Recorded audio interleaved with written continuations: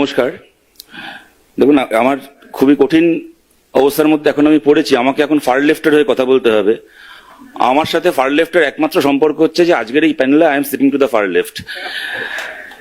কিন্তু যাই হোক, এবার আমি কতগুলো কথা বলি, যেহেতু রুদ্রনীলদা আমার আগেই বললো এবং ওর কথার উত্তরেই আমাকে শুরু করতে হবে।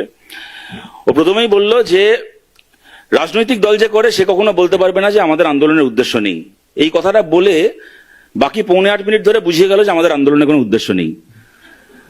ও বলল যে এটা বলতে গেলে নাকি দল তাড়িয়ে দেবে।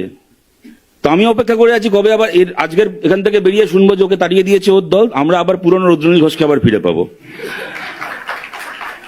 দ্বিতীয় কথা বলে যে শুভময়দাকে বললো যে সব করতে গেলে বলতে গেলে নিরপেক্ষ হয়ে বেশি কথা বলতে গেলে বলা সহজ, কিন্তু সত্যি নীতির পক্ষে কথা বলতে গেলে কোন দিন দেখবেন রাস্তার ধারে নর্দমার ধারে মরে পড়ে থাকতে হচ্ছে। আমার শুনে মনে হলো অমিত শাহর বিরুদ্ধে তদন্ত করতে গিয়ে জাস্টিস লোয়া যেরকম ভাবে মর্নিং ওয়াকে গিয়ে রাস্তার ধারে মরে পড়েছিলেন তার কথা বলছে। বাবা বলছে যারা এই আরজি করের আন্দোলন করেছিল তাদের ইতিহাস ঘাটলে দেখা যাবে অনেকে একসময় বাম ছিল। দাদা, তোমার ইতিহাস ঘাটলেও তো দেখা যাবে একসময় তুমিও বাম ছিলে। তো তা বলে কি একটা লোকের মানে ইতিহাস দেখে তাকে নাকচ করে দেবো নাকি? আজকে তিনি যে কথাগুলো বলছেন তার মধ্যে যদি কিছু যৌক্তিকতা, কিছু সত্যতা, কিছু ন্যায্যতা থাকে সেটাকে নিয়ে আমরা আলোচনা করব। বললো যে যুদ্ধ নয় শান্তি চাই, কেউ কেন বলেছে? ঠিক কথা। কোন ভারতীয় কেন বলবে যুদ্ধ নয় শান্তি চাই? ভারতের হয়ে যুদ্ধ নয় শান্তি চাই কথাটা বলার অধিকার আছে একমাত্র ডোনাল্ড ট্রাম্পের। কোনো ভারতীয় বলতে পারবে না, দীপশিতা বলতে পারবে না, খালি ডোনাল্ড ট্রাম্প বলতে পারবে। শেষ কথা, সব কিছু বললো এরা কারা বলেছে, ইয়ে আজাদি ঝুটায়, হ্যান করে, এই বলেছে ইত্যাদি ইত্যাদি, স্বাধীনতা স্বীকার করে না, সব বলে টলে কথাটাকে শেষ করলো এই বলে 47 সালে আমরা যে স্বাধীনতা পেলাম, আমরা কি পেলাম? আমি বলবো কিছুই পেলাম না, দ্বিখণ্ডিত স্বাধীনতা ইত্যাদি ইত্যাদি ধান্দাবাজরা রয়ে গেল। আপনারা এই কথাটার মানে কি বুঝলেন আমি জানি না, কিন্তু আমি ওর এই শেষ কথাটা শুনে বুঝলাম রুদ্রনীল ঘোষ মনে করে ইয়ে আজাদি ঝুটা হ্যায়। যাই হোক, দেখুন, আমার তো আজকে খালি লাইন ধরে ধরে ওদের উত্তর দিয়ে গেলে হবে না, কারণ আমার তো আজকের বক্তব্যের আমার যেরকম রাগ আছে, আমার যেরকম আবেগ আছে, তেমন আমার তো উদ্দেশ্যও আছে, আমাকে সেটা বলতে হবে। এবং দেখুন, আমাদের আন্দোলন যেটা মোশনে আছে, আমাদের আন্দোলন কোনটা? নিশ্চয়ই আমাদের মানে আরজি কর আন্দোলনকে দিয়ে, আরজি করাটা মহৎ আন্দোলন। আমি সৌভাগ্যবান যে কাছ থেকে হোক দূর থেকে হোক ওই আন্দোলনের সঙ্গে দু কদম হাঁটার সুযোগ পেয়েছি। হয়তো অনেক মানুষ গোটা জীবনে এত মহান একটা আন্দোলনের সঙ্গে হাঁটার সুযোগ পায় না। কিন্তু তার মানে এইটা নয় যে আরজি কর আমাদের দেখা প্রথম এবং শেষ আন্দোলন। আরজি করের আগেও বহু আন্দোলন হয়েছে, ইতিহাসে পড়েছি, আমরা চোখেও দেখেছি কম বেশি। সতীদাহ প্রথার বিরুদ্ধে যখন আন্দোলন হয়েছিল তার উদ্দেশ্য ছিল, সেই উদ্দেশ্য সফল হয়ে সাধিত হয়েছে। স্বাধীনতার আন্দোলনের উদ্দেশ্য ছিল, সেই উদ্দেশ্য সাধিত হয়েছে। রুদ্রনীল ঘোষ মনে করেন সাধিত হয়নি, কিন্তু আমরা জানি সাধিত হয়েছে। তেভাগার আন্দোলন, সেই আন্দোলনের উদ্দেশ্য সাধিত হয়েছে।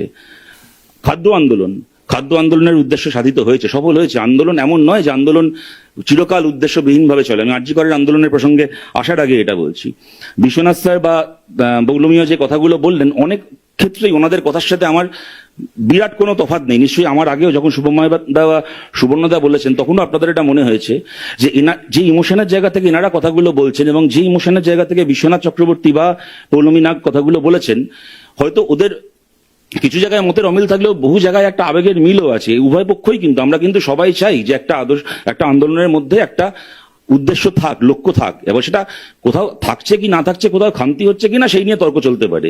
আমি সেই জায়গা থেকে এটা বলছি যে দেখুন, প্রথমেই আমাদেরকে এটা মানতে হবে, স্বীকার করতে হবে, এবং আমি মনে করি বিশ্বনাথ স্যারও বোধহয় খুব সম্ভবত এটা কিছুটা বলেছেন, আমার সাথে নিশ্চয়ই একমত হবেন, যে আবেগ জিনিসটা খুব ফেলনা নয়, খুব ফেলে দেওয়ার মতো নয়। আবেগ কোনো আন্দোলনের দুর্বলতা নয়, ইনফ্যাক্ট আবেগ থাকাটা একটা আন্দোলনের পূর্ব শর্ত। একটা আন্দোলন হয় কখন? যখন একজন মানুষ যিনি সরাসরি কোনো অন্যায় দ্বারা এফেক্টেড খালি তিনি নন, যিনি হয়তো প্রত্যক্ষভাবে এফেক্টেড নন, তিনিও যখন ঠিক করেন যে এই আন্দোলন, এই অন্যায়টার বিরুদ্ধে আমি রাস্তায় নামবো, সেখান থেকে তো একটা আন্দোলন শুরু হয়। অতএব আবেগের প্রশ্নটা অত্যন্ত জরুরি। কিন্তু এবার প্রশ্নটা হচ্ছে যে আমার যেরকম মানে একটা আবেগবিহীন উদ্দেশ্য কখনো সাধিত হতে পারে না, সেরকম উদ্দেশ্যবিহীন আবেগই বা আমাদের কদ্দূর নিয়ে যাবে। আমার ধারণা পৌলমীও কিছুটা এই কথাটাই বলেছেন। আমি এই জায়গা থেকে বলছি, ধরুন বিশ্বনাথ স্যার নিয়মিত একটা কথা বলেন, আপনারা নিশ্চয়ই অনেক সময় শুনেছেন, আমরাও শুনেছি, যে মমতা বন্দ্যোপাধ্যায় এমন একজন নেত্রী যিনি সফলভাবে একটা কাজ করেছেন, পশ্চিমবাংলায় তিনিই শাসক এবং তিনিই বিরোধী, এরকম একটা সিস্টেমকে উনি এক্সারসাইজ করেছেন।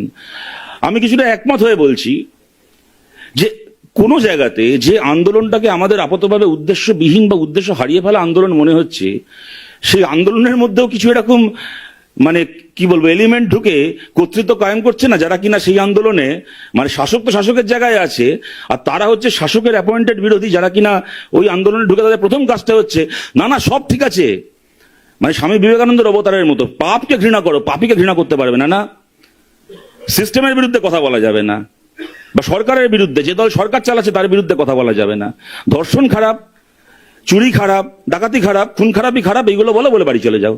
আরে ধর্ষণ খারাপ এটা বলার জন্য সারা রাত ধরে রাস্তায় দাঁড়িয়ে থাকতে হয় নাকি? এ তো মানব সভ্যতার জন্মলগ্ন থেকে আমরা জানি ধর্ষণ খারাপ, কিন্তু ধর্ষণটা করানো হলো যে কারণে, দুর্নীতিকে ঢাকার জন্য, ধর্ষণ করে খুন করানো হলো যে কারণে, এবং সেই খুনের প্রমাণ একটা গোটা রাষ্ট্র শক্তিকে ব্যবহার করে, তার প্রতিটা হাতিয়ারকে ব্যবহার করে লোপাট করে দেওয়া হলো, যার জোরে আমি তার বিরুদ্ধে কথা বলবো না, তাদের বিরুদ্ধে কথা বলবো না, তাদেরকে আড়াল করে তাদেরকে বাঁচিয়ে রেখে আমাকে বাকি কথা বলতে হবে। আর যদি আমি সেই পাপের পাশাপাশি পাপের বিরুদ্ধে কথা বলতে চাই, তখন আমাকে শুনতে হবে না না তুমি তো রাজনীতি করো, তুমি রাজনীতি করতে এসছো, রাজনৈতিক ধান্দা সাধন করতে এসছো। পৌলমী কিছুটা রূঢ়ভাবে বললেন যে এক হয় ক্ষমতায় থাকা ভ্যাম্পায়ার, এক হয় বিরোধী ভ্যাম্পায়ার। আমি কখনো বলবো না যে তৃতীয় ভ্যাম্পায়ার হচ্ছে দূর থেকে বসে থাকা অ্যানালিস্ট ভ্যাম্পায়ার, আমি ওই তার সে মধ্যে যাব না। কিন্তু আমি যে কথাটা বলার চেষ্টা করছি যে উদ্দেশ্য না থাকলেও দোষ, এবার উদ্দেশ্য যদি থাকে তাহলে আমি বিরাট পাপ করে ফেললাম, কেন আমার উদ্দেশ্য আছে, তাহলে আমরা কোথায় গিয়ে দাঁড়াবো বলুন তো? আমি আপনাদের বলছি, দেখুন এটা হতেই পারে, এটা ইউনাইটেড ফ্রন্ট ট্যাকটিক্সের একটা প্রথম স্লোগান ছিল যে মার্চ সেপারেটলি স্ট্রাইক টুগেদার। আমরা আলাদা আলাদা করে হাঁটতে পারি, আমাদের প্রত্যেকের হাঁটার পথ আলাদা হতে পারে, কিন্তু উদ্দেশ্য যদি এক হয় তাহলে আমরা সেই শত্রুর দুর্গে সেই বাস্তিলে হানা দেবো একসঙ্গে। আমি সেই জায়গা থেকে বলছি, ধরুন স্বাধীনতা আন্দোলনের সময় রবীন্দ্রনাথ ঠাকুর সব ব্যাপারে কংগ্রেসের সঙ্গে একমত ছিলেন, কথা বলেছেন এটা শাসকের দল, এরা নুবজ হয়ে স্বাধীনতা চাইছে, হাজারো সমালোচনা করেছেন। কিন্তু সেই রবীন্দ্রনাথ ঠাকুর কংগ্রেসের অধিবেশনে সবার আগে উপস্থিত হয়েছেন, সেখানে গান গেয়েছেন, গান লিখেছেন, অধিবেশনে সভাপতিত্ব করেছেন। কেন? কেননা রবীন্দ্রনাথ জানতেন যে আজকে আমি রাজনৈতিকভাবে সব প্রশ্নে একমত হতে না পারি, কিন্তু একটা মানুষের ঐক্যবদ্ধ হওয়ার প্ল্যাটফর্মটাকে আমি অস্বীকার করতে পারি না।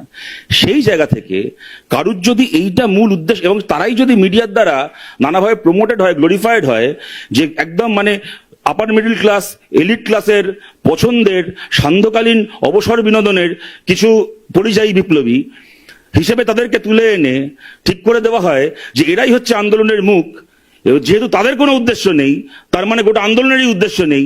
এক কথায় কি এটাকে বলে নাকচ করে দেওয়া যায়? আমার একটা ওয়ার্নিং বেল পড়ে গেছে, এবার বাকি বেলটাও পড়ে যাবে। আমি আমার কথাকে শেষ করছি এইটা বলে, যেরকম আরজি করের আন্দোলন আমি শুরুতেই বললাম, আমাদের দেখা মহত্তম আন্দোলনগুলোর মধ্যে একটা, কিন্তু ওটাই একমাত্র আন্দোলন নয়। আপনাদের বলছি, আরজি করের আন্দোলন যে সময়কালে চলছিল, সেই সময়কালেই আর একটা আন্দোলন, যেখানে আমরা এখানে দাঁড়িয়ে আছি, এখান থেকে কয়েক কিলোমিটার দূরে, এই জাস্ট সেকেন্ড হুগলি ব্রিজটা পার করে একটুখানি এগোলেই এখনো অব্দি ঘটে চলেছে বন্যা টুডুর নেতৃত্বে। ওখানে জমি হাঙরদের হাত থেকে এবং পুলিশের হাত থেকে, রাষ্ট্রের হাত থেকে জমি বাঁচানোর আন্দোলন বন্যা টুডুর নেতৃত্বে।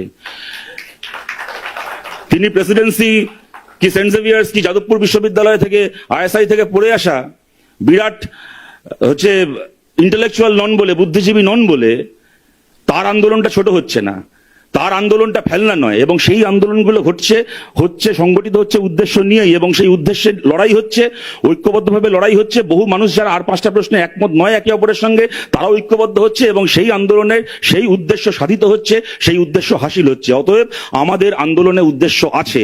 যারা মনে করেন আমাদের আন্দোলনে উদ্দেশ্য নেই, হয়তো তাদের নিজেদের কোনো উদ্দেশ্য নেই, বা হয়তো এমন উদ্দেশ্য আছে যেগুলো সামনে বলার মতো নয়, কিন্তু তার মানে এই নয় যে আন্দোলনের উদ্দেশ্য নেই, আন্দোলনের উদ্দেশ্য আছে।